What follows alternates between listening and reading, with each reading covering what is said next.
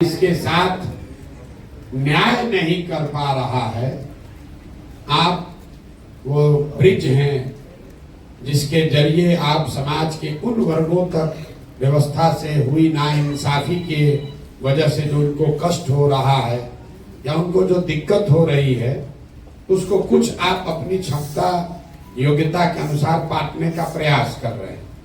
मैं civil society की भूमिका ऐसे ही देखता हूं।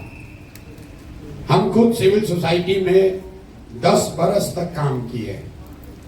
हमने अपने जीवन की शुरुआत ही संयुक्त राष्ट्र संघ से की है और 10 बरस तक स्वास्थ्य और शिक्षा के क्षेत्र में बहुत काम किया। बहुत काम मतलब बहुत बड़ा कुछ नहीं किया, रात दिन वही करते थे, उसी से जीविका चलती थी। यहां भी किए, अमेरिका में भी रहे, उसके बाद अफ्रीका में भी हमने 5 साल काम किया। तो पीछे एक जो सज्जन उठकर बोल रहे थे और आप लोग सब टॉलरेंस की बात करने वाले लोग, देखिए कथनी और करनी में कितना फर्क है। टॉलरेंस पर बड़ा बड़ा लेक्चर देने वाले सिविल सोसाइटी के लोग, आपका साथी एक पीछे से खड़ा होकर बोल रहा है कि भैया सब एनजीओ बंद कर देना चाहिए, इतना अच्छा व्यवस्था हो कि एनजीओ काम न करे, तो 2 मिनट में यहां से हुटिंग जारी हो गई। आप अंदाजा लगाइए कि जो सत्ता में बैठता है उसका दिमाग क्यों खराब हो जाता है, क्योंकि टॉलरेंस जितना आप भी वहां सत्ता में बैठिएगा कुर्सी पर, आपको भी किसी का दूसरा मत सुनने का दम नहीं। आप वही सुनना चाहते हैं जो आप सुनना चाहते हैं, दूसरे पर दोष देना बहुत आसान है। भाई साहब ने कहा कि मैं बहुत अपमानित फील कर रहा हूं कि 2 घंटा आप लेट आए हैं। बात तो ठीक है, मुझे क्षमा मांगना चाहिए। 1 बजे की बात हुई थी, हम 1 बजे से यही बैठे हुए हैं, बगल में बैठक चल रही है। आप लोग के भी जुटने में समय लगा, फिर मुझे लगा कि 2 बज गया है तो आपको खाना खा लेना चाहिए। आप 2 घंटे इंतजार कर रहे हैं, आपको अपमानित जरूर लगा होगा, लेकिन आप दशकों से एक अपने बच्चों के लिए अच्छी व्यवस्था बने उसका इंतजार कर रहे हैं, उसमें आपको कोई अपमान नहीं लग रहा, उसमें कोई अपमान नहीं लग रहा। यहाँ पर जितने लोग आप आए हैं, आप लोग सब ग्रामीण क्षेत्रों में, कई लोग शहरों में, जो डिप्राइव्ड कम्युनिटी है, अपने आप को वंचित बताता है।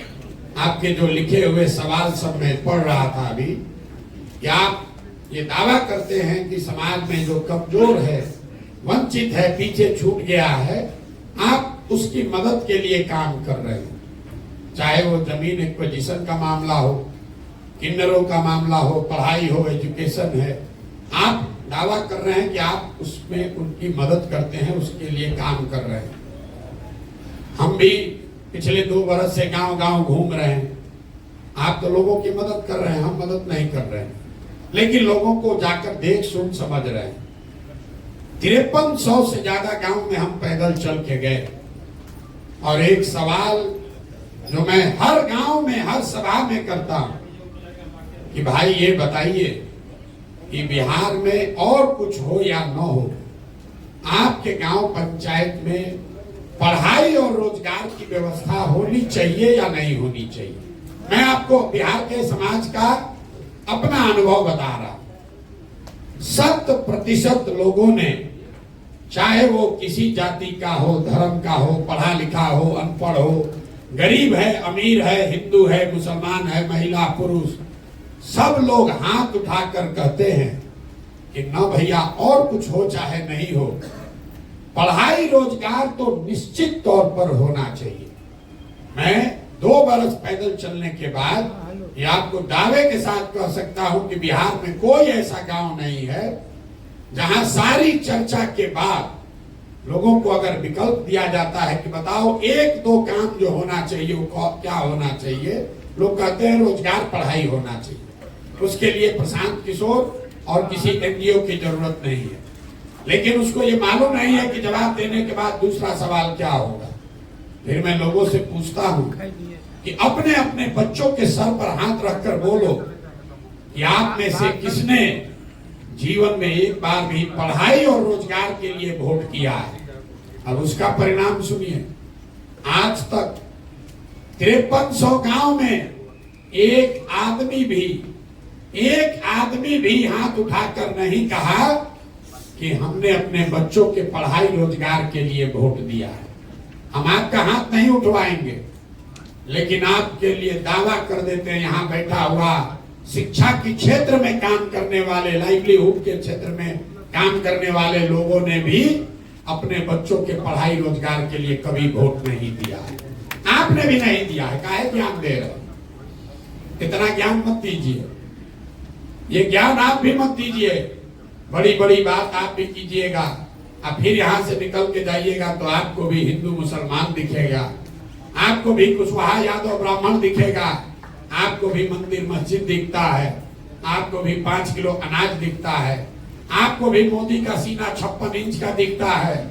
तो मेरे भाई, आप चाहे पढ़े लिखे हैं या बेवकूफ, सिविल सोसाइटी से जुड़े हैं या सिविल सोसाइटी से फायदा उठा रहे हैं, हर आदमी यहाँ वही गलती कर रहा है जो सामान्य आदमी कर रहा है। इसीलिए हम लोग इस दुर्दशा में जी रहे हैं। और हम आपसे मदद के लिए नहीं बुलाए, ना हम आपकी कोई मदद करने वाले। कोई बता रहा है पीछे से, अभी हम उस पत्र में भी आपके सवाल में देखे, किसी ने लिखा है कि आप इतना पैसा खर्चा करके पैदल चल रहे हैं, कुछ पैसा हम लोग को देते तो हम लोग ज्यादा असर दिया है। गाँव में हम चलते हैं, देखिए, अरे हम आपको भाषण देने के लिए नहीं बुलाए, आप जरा देखिए कि सामान्य आदमी में और अपने आप को इंटेलेक्चुअल बुद्धिजीवी कहने वाले में कोई फर्क नहीं है। गांव में हम चलते हैं तो महिला जो बहुत गरीब है, लोग कहते हैं भैया इतना पैसा लगा के टेंट लगाए हैं, पैसा हम ही लोग को दे देते ठीक रहता। तो उसको बताते हैं कि तुम्हारी मदद क्यों नहीं करेंगे, कि भाई अगर तुम्हारी मदद कर भी दे, एक दिन मदद करेंगे, दूसरे दिन फिर हाथ फैलाना पड़ेगा। तो सिविल सोसाइटी का भी वही हालत है, देख रहा है कि जब चुनाव में इतना पैसा खर्चा हो रहा है, तो लिख के हमको सुझाव दिया पैसा हम ही लोग को दे दीजिए, तो सरकार को छोड़कर आप ही का धंधा हम लोग उठा दें।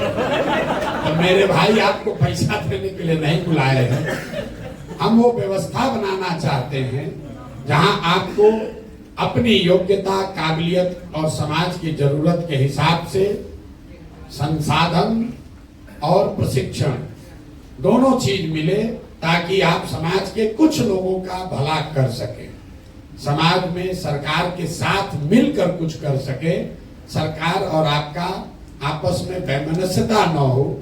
ये इसलिए नहीं आप एजुकेशन में काम कर रहे हैं क्योंकि एजुकेशन व्यवस्था खराब है। ये वो बात लड़का जो कह रहा था पीछे, वो ठीक है, कहने का उनका तरीका अलग है। होना तो यही चाहिए कि पढ़ाई हो रही हो, और सिविल सोसाइटी की भूमिका ये है कि गुणवत्ता में और बेहतर सुधार करने में आप काम करें, न कि स्कूल में किताब बांटने के लिए काम करें। तो लड़के की भावना में कोई कमी नहीं है। सारा एनजीओ वाला कहा करते थे हमारा धंधे बंद कराने का बात, हम लोग रोजगार की बात कर रहे थे, हम लोग तो सबको बेरोजगार करने का बात कर रहा है। नहीं, उनका कहने का मतलब ये है कि अगर समाज की, सरकार की जो बेसिक जिम्मेवारी है, अगर सरकार वो पूरा करे तो उसके आगे की जो सीढ़ी है उस पर आपका योगदान होना चाहिए। लेकिन जो भी हो, बिहार की जो स्थिति दुर्दशा है उससे आप और हम वाकिफ हैं। भाई साहब कह रहे हैं कि सीमांचल में बड़ा हालत खराब है, तो आप हमको बताइए मिथिलांचल में कौन बढ़िया है, चंपारण छपरा में कौन बढ़िया है कि सीमांचल का चिंता कर ले। हम पैदल चलते हैं, हर आदमी यही कहता है भैया पूरा बिहार बहुत गरीब है, पूरा बिहार में मधुबनी सबसे गरीब है, मधुबनी में बिस्फी सबसे गरीब है। फिर वहां से दरभंगा गए तो कहता भैया पूरा बिहार में बहुत परेशानी है, लेकिन सबसे ज्यादा परेशानी दरभंगा में है, दरभंगा में भी सबसे ज्यादा परेशानी केवटी में है। जो जहां रह रहा उसको लग रहा भैया हम ही परेशान हैं, हम ही दबे हुए। हम आपको बता रहे पूरा बिहार इतनी दुर्दशा में जी रहा है। यहाँ प्रति व्यक्ति आय है 35,000 रुपया, 35,000 रुपया प्रति व्यक्ति आय। पटना और बेगूसराय 2 जिला को हटा दीजिएगा तो प्रति व्यक्ति आय है 25,000 रुपया। साल में उसमें धनी गरीब किसान व्यापारी सब शामिल है। 100 में 80 आदमी आज भी दिन में 100 रुपया 100 रुपया नहीं कमा रहा है।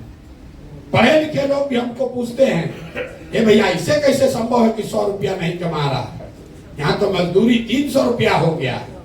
उसको बताते हैं कि भाई एक परिवार में एक आदमी मजदूर है, पति पत्नी बाल बच्चा लेकर 5 आदमी है, मजदूरी एक कर रहा है।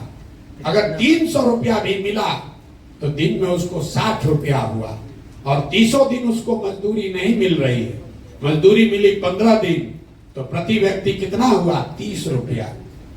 100 में 80 आदमी बिहार में 100 रुपया भी प्रतिदिन नहीं कमा रहा है, और हम लोग बात कर रहे हैं कि मिथिलांचल ज्यादा खराब है कि सीमांचल ज्यादा खराब है।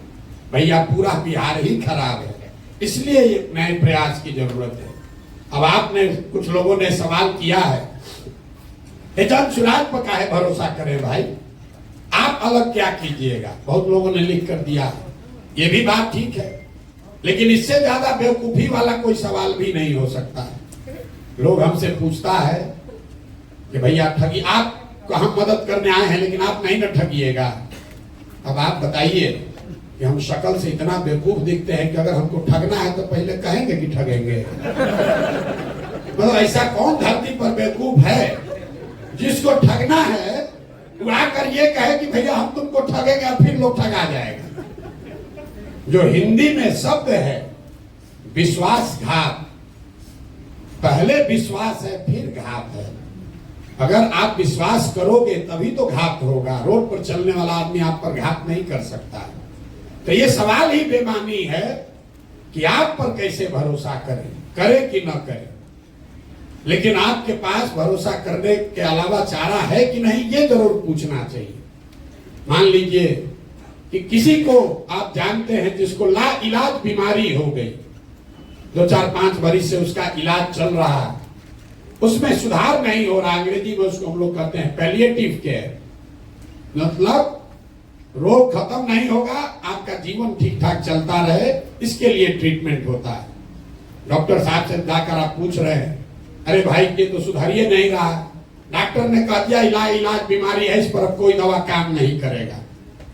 फिर एक दिन आप डॉक्टर साहब के पास पहुंचे, किसी ने बताया, डॉक्टर साहब ने, कि देखो एक दवा आया है नया, अभी ट्रायल में चल रहा है, हम गारंटी नहीं दे रहे हैं, लेकिन अगर आप अनुमति दोगे तो ट्राई करके देखते हैं, 50% सफलता मिल भी सकता है, नहीं भी मिल सकता है। तब आप लोग सोच के बताइए कि एक दवा है जो एक्सपायर दवा है, और एक दवा है जो कि अभी ट्रायल में नया नया आया है। एक तो मालूम है कि एक्सपायर दवा है, उससे तो कुछ होगा नहीं, खत्म हो गया कहानी। लेकिन जो ट्रायल में दवा आया है 50% चांस है वो सही भी हो सकता है, गलत भी हो सकता है। तो आप सारे बुद्धिजीवी लोग मिलकर क्या निर्णय लेंगे कि भैया चलो कम से कम 50% तो चांस है, तो जब सुराज वही 50% चांस है, क्योंकि जो यहाँ पहले से व्यवस्था है वो तो पूरा एक्सपायर है। अरे जिस राज्य में थोड़ा बहुत विकास होता, वहां पर अगर कोई नया दल बनाए तो ये समाज का पूछना लाजमी है कि भाई हम इनको छोड़कर आपको क्यों दें। बिहार के आदमी को तो पूछना ही नहीं चाहिए, क्योंकि आपके पास तो कुछ है ही नहीं है। जो पहले से 3 गो दल है वो आपका खून चूस लिया, दूह कर आपको खाली कर दिया। आपको तो कहना चाहिए भाई जो मिले वही कम से कम ट्राई करके तो देखते हैं।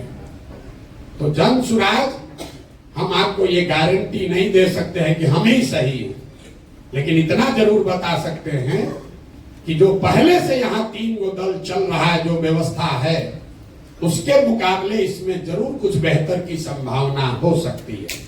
और वो संभावना इसलिए नहीं है कि उसको प्रशांत किशोर कर रहे हैं, वो संभावना इसलिए है कि आप जैसे हजारों सैकड़ों लोग मिलकर इसको बनाने का प्रयास कर रहे हैं, और इसको बनाने में, आगे चलाने में जितना अच्छे लोगों का सहयोग, उनकी भागीदारी रहेगी, उतना ज्यादा सफलता की संभावना ज्यादा होगी।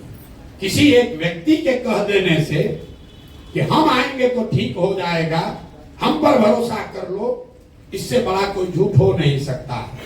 पीछे से एक जेपी सेनानी साहब खड़े हुए, उन्होंने बहुत अच्छी बात भी कही हमारे लिए, जन स्वराज के लिए अच्छी बात उन्होंने कही, उसके लिए आपका धन्यवाद कर रहे हैं सर। लेकिन कई लोगों को यहाँ बैठे हुए लगता है, लोगों ने प्रश्न भी भेजा है हमको कि भैया जेपी के आंदोलन से बिहार नहीं सुधरा, अन्ना का आंदोलन का हम लोग हसर देख लिए, तो आपके इस प्रयास से बिहार कैसे सुधरेगा, जन स्वराज से कैसे सुधरेगा। तो मेरे भाई, हम आपको इतना ही कह सकते हैं कि प्रशांत किशोर का आंदोलनों में कोई यकीन नहीं है। मानव सभ्यता के इतिहास को अगर आप ध्यान से पढ़ेंगे तो आपको पता चलेगा कि सिर्फ बिहार में नहीं, पूरे देश में भी नहीं, पूरे दुनिया में मानव सभ्यता के इतिहास को पढ़िए तो आपको पता चलेगा कि फ्रांस की क्रांति को अगर अपवाद के तौर पर हटा दिया जाए तो आज तक कोई भी क्रांति से मानव सभ्यता में सृजन का काम नहीं हुआ है। आंदोलन सृजन का हथियार नहीं है, यह आपके मन में भ्रम बैठ गया। आंदोलन सृजन का हथियार नहीं है। आंदोलन वो तेज हथियार जैसा है जिससे आप बड़े से बड़े वृक्ष को काट सकते हैं, लेकिन कितना भी धारदार हथियार हो उससे आप पौधे को वृक्ष नहीं बना सकते। तो समाज में जो सृजन का काम है वो आंदोलन से नहीं हो सकता है। आपने देखा जेपी आंदोलन हुआ, उस आंदोलन की धार इतनी थी कि तब की सत्ता में बैठी इंदिरा गांधी को सत्ता से हटा दिया गया। अन्ना आंदोलन का प्रभाव ये हुआ कि यूपीए की सरकार हट गई, लेकिन जेपी के आंदोलन से नए बिहार, नए भारत का सृजन नहीं हुआ। क्यों नहीं हुआ? क्योंकि वो आंदोलन सृजन के लिए नहीं था, वो आंदोलन उस समय के सत्ता में बैठे हुए लोगों को हटाने के लिए था। जन स्वराज में हम किसी को हटाने का प्रयास नहीं कर रहे। हम लोगों ने 2 बरस में कोई धरना, प्रदर्शन, बंद नहीं किया, किसी की मदद नहीं की, कोई घेराव नहीं किया, किसी के खिलाफ कुछ नहीं बोले। समाज को जाकर एक रास्ता बताने का प्रयास किया कि क्या करने से तुम्हारी व्यवस्था, तुम्हारी गरीबी दूर हो सकती है। और गरीबी दूर होने का 3 ही रास्ता पूरे दुनिया में विद्वानों ने बताया है। 3 ही रास्ता है गरीबी से निकलने का। एक रास्ता है पढ़ाई, दूसरा रास्ता है जमीन, और तीसरा रास्ता है पैसा, पूंजी। अगर आप पढ़े लिखे हैं, आपको नौकरी हो जाए, तो नौकरी न भी हो, कोई रोजगार भी करने लगे, तो आपकी गरीबी इसी बिहार में, इसी मिथिलांचल सीमांचल में जो लोग पढ़ लिख कर नौकरी करने लगे, उनकी जिंदगी थोड़ी सुधर गई। लेकिन बिहार में 2/3 से ज्यादा लोगों को पढ़ने की सुविधा आज तक नहीं दी गई। दूसरा रास्ता है जमीन का। अगर आप पढ़े लिखे नहीं हैं, आपके पास जमीन हो, तो खेती किसानी करके भी लोगों का जीवन सुधर सकता है। लेकिन बिहार में, इतने बड़े राज्य में, देश का शायद एकमात्र ऐसा राज्य है जहां भूमि सुधार, यहां कोई काम नहीं किया गया भूमि सुधार को लेकर। नतीजा क्या है?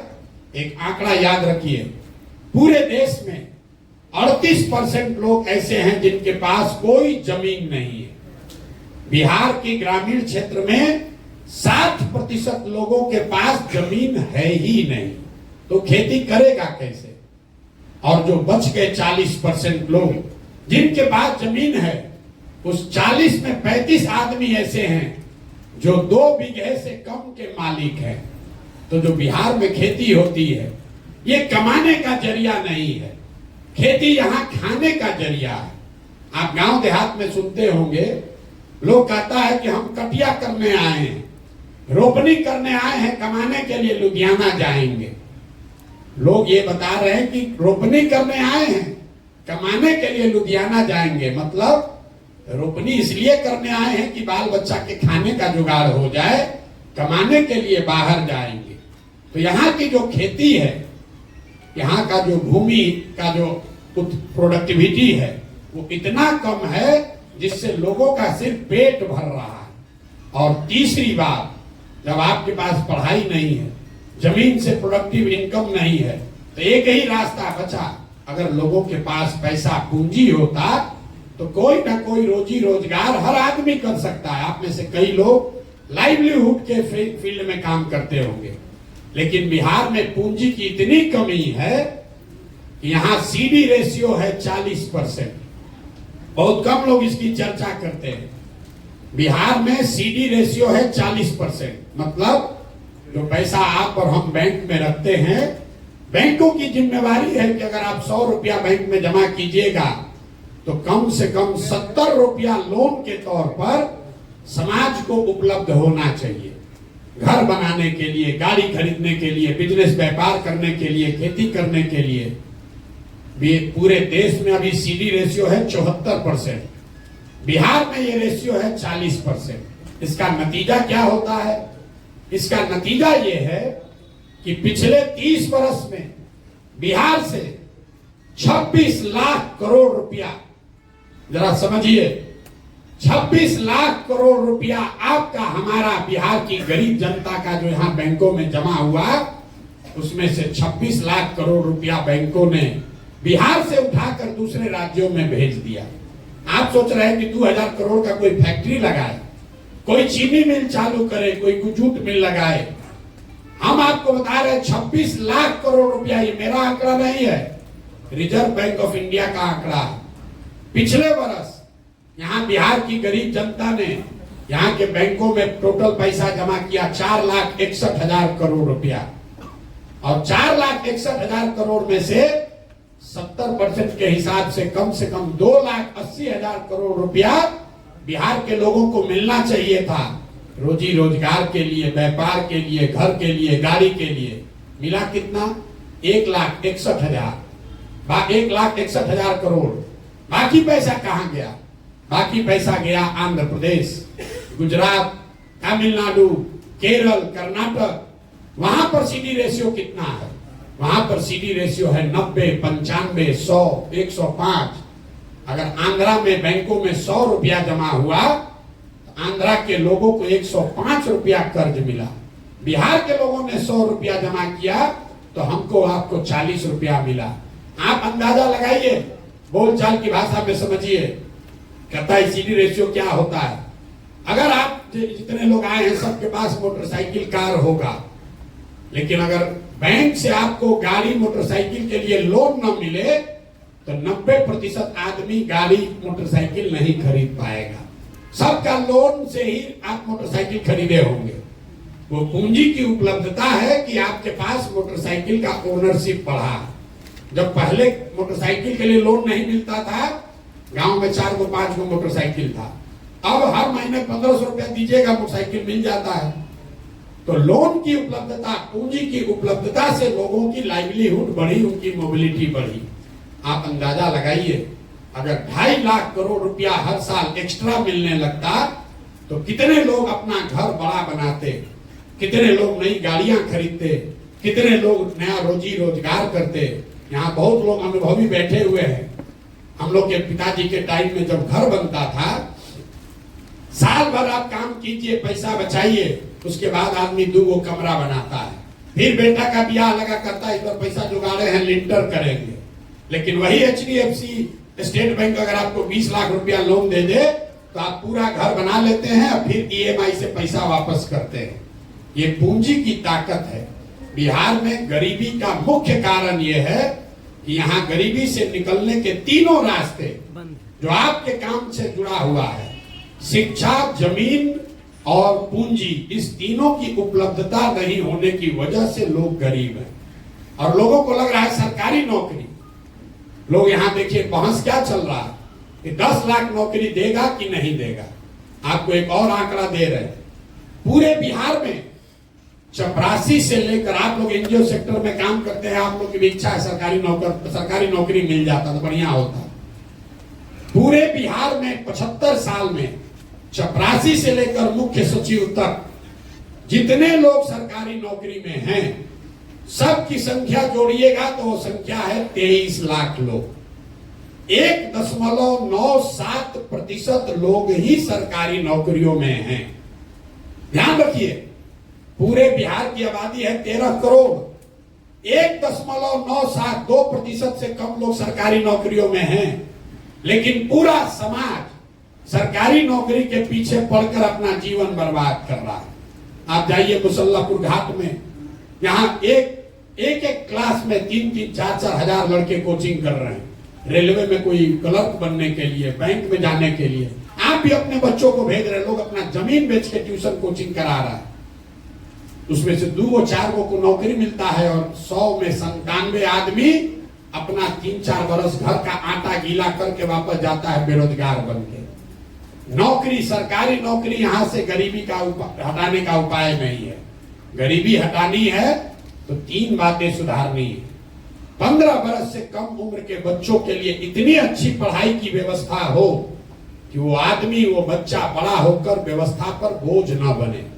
हम लोग यहीं पढ़े हैं सरकारी स्कूल में, अच्छा पढ़ लिख गए, तो हमको नहीं मतलब है कि बिहार सरकार 400 रुपया पेंशन देता है, आयुष्मान का कार्ड बांट रहा है कि नहीं बांट रहा है, कि उसका इंदिरा आवास मिल रहा है कि नहीं मिल रहा है। हम व्यवस्था पर बोझ नहीं है, जो कमाते हैं उस पर टैक्स देते हैं, व्यवस्था को मजबूत करने में अपना कुछ न कुछ योगदान कर रहे हैं। अगर इनकम टैक्स नहीं भी दे रहे हैं तो आप बड़े कंज्यूमर हैं, 20,000 30,000 रुपया कमाते हैं, खर्चा करते हैं, तो जो चीज आप खरीद रहे हैं उस पर जीएसटी लग रहा है 18%, 20%, तो समाज के प्रति आपका योगदान है। लेकिन वही आप कुछ नहीं अगर किए, पढ़ाई लिखाई नहीं किए, तो व्यवस्था से मांग रहे हैं 5 किलो अनाज, व्यवस्था से मांग रहे हैं 400 रुपया पेंशन, व्यवस्था से मांग रहे हैं इंदिरा आवास, आयुष्मान कार्ड। तो जन सुराज की पहली सोच है कि सबसे पहले 15 साल से कम उम्र के बच्चों को पढ़ाने की इतनी अच्छी व्यवस्था बनाई जाए कि वो आगे व्यवस्था पर बोझ ना बने। दूसरा पिलर ये है कि 15 साल से 55 साल के उम्र के लोग जिनको अब वापस पढ़ाया नहीं जा सकता है, लेकिन उनके पास कुछ न कुछ काम करने की क्षमता, स्किल है, अच्छा है खराब है लेकिन कुछ न कुछ क्षमता है, उन लोगों के हाथ में पूंजी दिया जाए ताकि वो मजदूरी से निकलकर कुछ न कुछ छोटा मोटा व्यवसायी बन पाए। और तीसरा प्रयास ये है, तीसरा पिलर ये है कि 60 वर्ष से ज्यादा उम्र के लोगों को कम से कम 2,000 रुपया पेंशन जरूर दिया जाए ताकि वो एक डिग्निफाइड लाइफ जी सके। अब तीनों का आप समझिए। बहुत आदमी कहता है तो ऐसे भाषण दे दिए, कैसे होगा? अगर 60 साल से ज्यादा उम्र के हर व्यक्ति, महिला पुरुष को 2,000 रुपया मासिक पेंशन देना है तो बिहार सरकार को अभी जो पैसा खर्च हो रहा है उसके ऊपर 6 से 8,000 करोड़ रुपया साल का लगेगा। बिहार सरकार का टोटल बजट पिछले साल का है 2,46,000 करोड़। तो अगर 6,000 करोड़ रुपया उसमें से निकाला जाए एक्स्ट्रा, तो 60 वर्ष से ज्यादा उम्र के हर महिला को, हर पुरुष को कम से कम 2,000 रुपया मिलने लगेगा। और उसका कोई नुकसान भी नहीं है, क्योंकि ये वो लोग हैं जो 2,000 रुपया लेके बैंक में नहीं रखेगा। आंकड़े बताते हैं, आप सिविल सोसाइटी में अगर काम करते हैं, जो सबसे गरीब आदमी है वो 90% से ज्यादा पैसा कंज्यूम करता है, खर्च करता है खाने पर, रहने पर। तो जो सरकार ये पैसा देगी, इससे वो आदमी बेहतर खाना खाएगा, वो आदमी अपने लिए कपड़ा खरीदेगा, तो एक बड़ा पोर्शन इसका लौट कर फिर सरकार के पास आना है। दूसरा, मैंने जो बताया कि इतनी बड़ी जनसंख्या को पूंजी कैसे दीजिएगा? अगर यहां पर सिर्फ सीडी रेशियो को सुधार दिया जाए, आप कहिएगा कैसे सुधरेगा?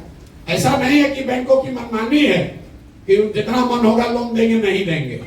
आपकी जानकारी के लिए बता रहे हैं कि मुख्यमंत्री के अध्यक्षता में एक कमेटी है, देश के स्तर पर प्रधानमंत्री की अध्यक्षता में कमेटी है, जो हर महीने इस बात को का ध्यान रखती है कि बैंकों में जो पैसा जमा हो रहा है उसका कितना पैसा लोगों को ऋण के तौर पर मिल रहा है। सीडी रेशियो, आरबीआई डेटा आंकड़ा जारी करता है, वेबसाइट पे जाइएगा दिखेगा। बिहार में भी ये व्यवस्था है जहां मुख्यमंत्री की अध्यक्षता में सारे बैंकों के हेड बैठते हैं कि कितना पैसा लोन के तौर पर दिया गया। लेकिन जैसे बिहार में शिक्षक मुख्यमंत्री की बात नहीं मान रहा है, पुलिस वाला नहीं मान रहा है, डॉक्टर पदाधिकारी सीओ वीडियो नहीं मान रहा है, वैसे बैंक वाला भी उसका बात नहीं मान रहा है। लेकिन अगर सरकार की नीयत ठीक हो तो सीडी रेशियो को 3 से 6 महीने में ठीक किया जा सकता है। तो जो जन सुराज हम लोग जाकर गांव गांव कह रहे हैं कि साल भर के अंदर यहाँ से सारे बेरोजगार लोगों को 10-12 हजार रुपए का रोजगार दिया जा सकता है। उसका आधार सीडी रेशियो को सुधारना है ताकि यहाँ पर लोगों को रोजी रोजगार मिल सके। अब इसका एक आप प्रैक्टिकल उदाहरण समझिए। गांव में मान लीजिए आपको बाल काटने आता है, बाल काटने आता है, आपके पास 20,000 रुपया है, आपने 5-7 साल मेहनत किया, किसी सैलून में काम किया, 20,000 रुपया बचाए। अब आपकी इच्छा हुई कि हम एक सैलून खोलें, सैलून खोलेंगे, उसमें 4 आदमी को नौकरी भी देंगे, अपना परिवार भी चलाएंगे। सैलून खोलने जब आप गए अपने शहर में तो पता चला, अपने चट्टी गांव टाउन जो भी कह लीजिए बाजार में, तो पता चला कि यहाँ तो 1 लाख रुपया लगेगा तब सैलून खुल पाएगा। तो आप नेचुरल आपका प्रयास है कि आप बैंक में जाइए ताकि 80,000 रुपया आपको मिले और आप 1 लाख में सैलून खोल लीजिए। 80,000 को सैलून चलाकर धीरे धीरे वापस कीजिएगा।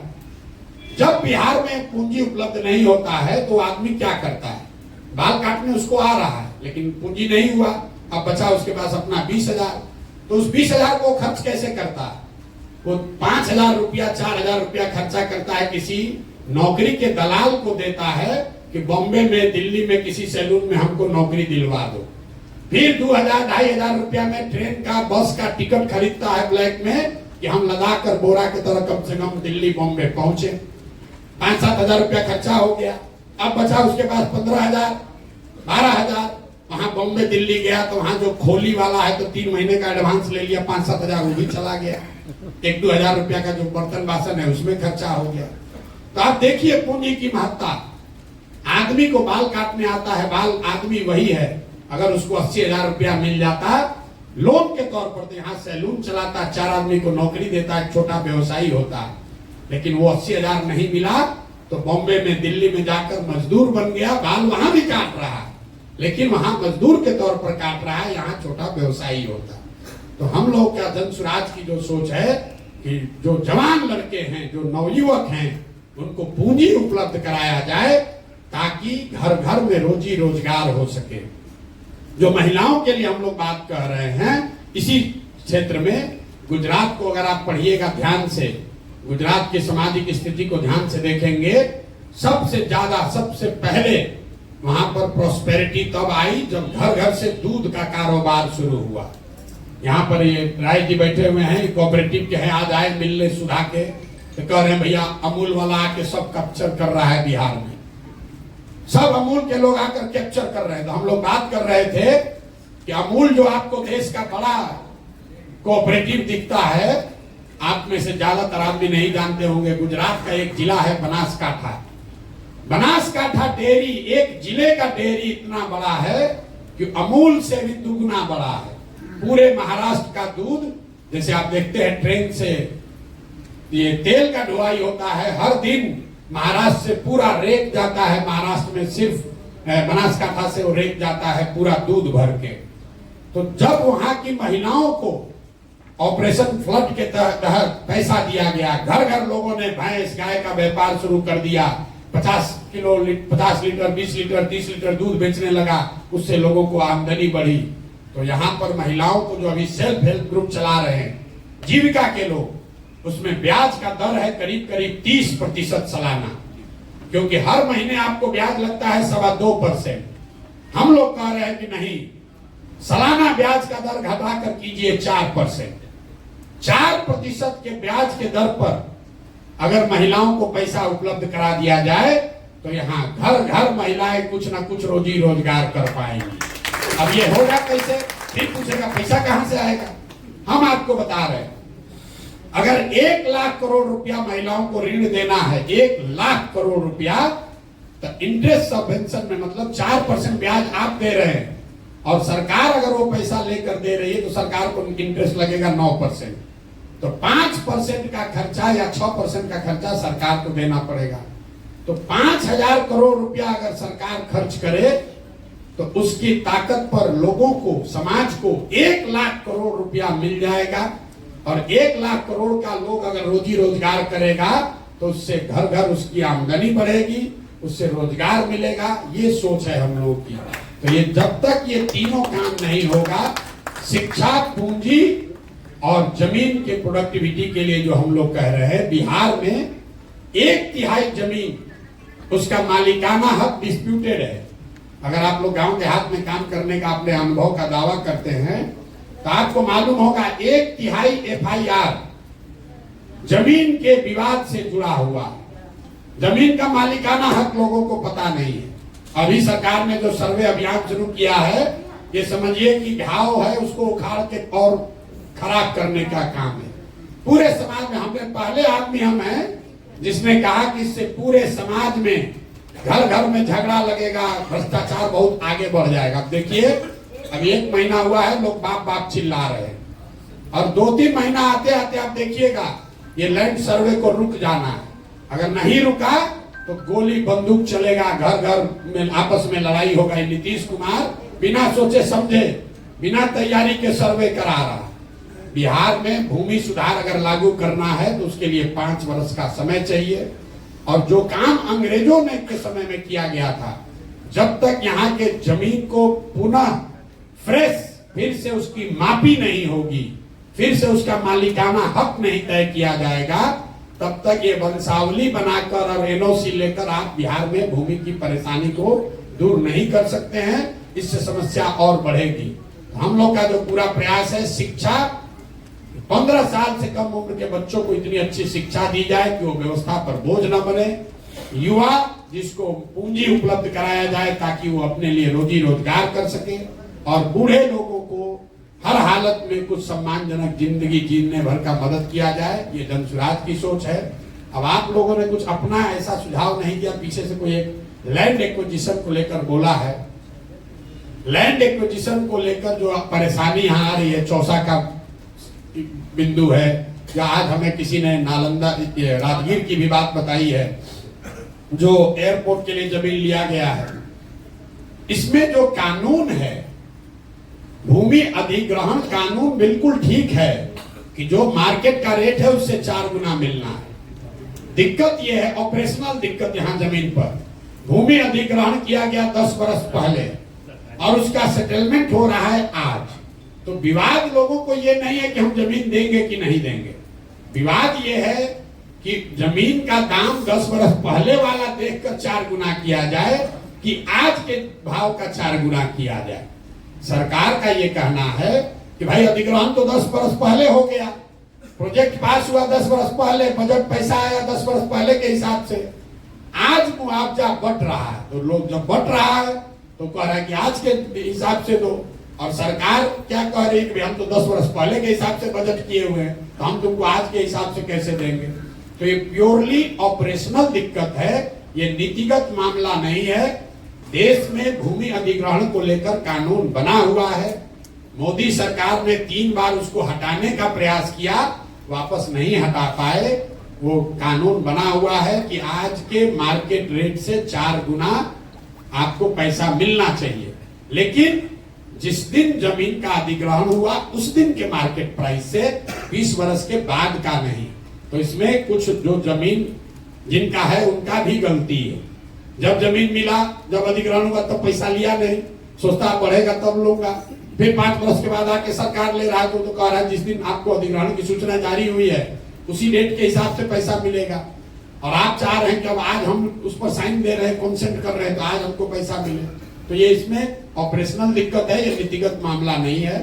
बाकी और कोई सुझाव आपका विशेष हमने देखा नहीं। जन सुराज को लेकर आपने जो सवाल किए हैं, तो किसी ने ठीक कहा, जन सुराज पर जितने भी तरह के सवाल हैं उस सवाल का जवाब तो हम लोग हर दिन दे ही रहे हैं गांव गांव जाकर। आपकी क्या भूमिका होनी चाहिए, आपकी भूमिका क्या होनी चाहिए, उसके लिए मैं अक्सर एक ग्रीस के बहुत बड़े दार्शनिक हैं प्लेटो, उनका एक कोट बताता हूं। प्लेटो ने बहुत सैकड़ों साल पहले कहा, if you do not participate in democracy be ready to be ruled by your inferiors. मतलब अगर आप राजनीति में भागीदार नहीं बनिएगा तो इस बात के लिए तैयार रहिए कि कोई मूर्ख आदमी राजा बनकर आप पर शासन करेगा। तो आप लोग जो सिविल सोसाइटी के पढ़े लिखे प्रबुद्ध लोग हैं, हम ये नहीं कह रहे हैं कि आप एनजीओ छोड़कर, सिविल सोसाइटी छोड़कर राजनीति में आ जाइए, लेकिन राजनीतिक और सामाजिक सरोकार से अपने आप को अगर आप हटा लीजिएगा तो समाज में जो गलत लोग हैं, जो लंपट है, बदमाश है, माफिया है वही आपका राजा बनकर आप पर शासन करेगा। फिर आप चाहे जितना डेमोन्स्ट्रेशन करते रहिए, जितना बार जाकर ज्ञापन दीजिए, बालू माफिया अगर शिक्षा मंत्री है तो वो शिक्षा के क्षेत्र में काम करने वाले एनजीओ से बात नहीं करेगा। उसको तो बालू से कमाने से फुर्सत होगा तब ना आपसे बात करेगा। अगर शराब माफिया स्वास्थ्य मंत्री हो जाएगा तो आप कितना भी ज्ञापन दे दीजिए, कितना आंकड़ा डेटा दे दीजिए, वो समझने वाला नहीं है। तो आपकी जिम्मेवारी ये है कि अपना काम करते हुए समाज को इस बात के लिए तैयार कीजिए कि भाई तुम अपने बच्चों के लिए वोट करो, अपने पढ़ाई रोजगार के लिए वोट करो।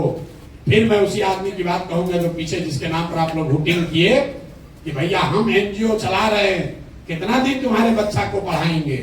जब सरकार अच्छी बन जाएगी, अच्छा स्कूल होगा, तब सबके बच्चे अच्छा पढ़ेंगे। इसलिए अपने बच्चों के पढ़ाई के लिए वोट दो। बालू माफिया, शराब माफिया को वोट मत दो।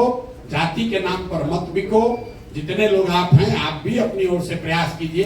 ये प्रशांत किशोर का अकेला अपना प्रयास नहीं है। ये प्रशांत किशोर कोई कर्जा नहीं खाए हैं बिहार का कि हम ही को करना है। ये आपकी हमारी सबकी जिम्मेवारी है। मानवता का ये तकाजा है कि अगर आपका पेट भर जाए तो अपना पेट भरने के बाद अगर आपके पास कोई साधन, शक्ति, समय, व्यवस्था है तो जिसका पेट नहीं भरा है उसकी चिंता आप कीजिए। ये भी सिविल सोसाइटी का आपका मूल मंत्र है। अगर आप वो नहीं करते हैं तो बड़ी बड़ी बात कहने से कुछ नहीं होगा। कुछ ना कुछ योगदान कीजिए, थोड़ा कम कीजिए, ज्यादा कीजिए। पैसा और समय ये किसी के पास अपने जरूरत से ज्यादा नहीं है। अंबानी के पास भी पैसा उसके जरूरत से ज्यादा नहीं है, तभी तो रोज बिजनेस कर रहे हैं। तो ये समझना कि हमारा पास तो पैसा नहीं है, जब हो जाएगा तब करेंगे, हमारा पास तो समय नहीं है, जब समय रहेगा तब करेंगे, तो किसी के पास समय और पैसा ज्यादा नहीं होता है। आपको अपने जीवन में तय करना है कि जो हमारे पास है इसमें से कुछ न कुछ अपने समाज के लिए, अपने मिट्टी के लिए कुछ न कुछ हम अपना योगदान करेंगे। अगर आप जुड़कर कुछ करना चाहते हैं तो आपके और आपके बच्चों के सामने आएगा। जो हम लोग हिंदू धर्म में भी कहते हैं, जो कुछ भी आप करते हैं वो आपके और आपके बच्चों को मिलना ही मिलना है, उससे कोई नहीं, उसके लिए किसी कलगत व्यवस्था की जरूरत नहीं है। भगवान में, ऊपर वाले में हम लोग का भरोसा है। आप अच्छा करेंगे तो आपके सामने, आपके बच्चों के सामने वो अच्छा बनकर आएगा ही आएगा। आप यहाँ बैठे हैं, हम यहाँ खड़े होकर भाषण दे रहे हैं। किसी व्यक्ति ने, किसी समाज ने कहीं सरकारी स्कूल, मिशन स्कूल बिहार में बनाया था जहां से पढ़कर हम यहाँ पहुंचे हैं, तब तो खड़े होकर भाषण दे रहे हैं।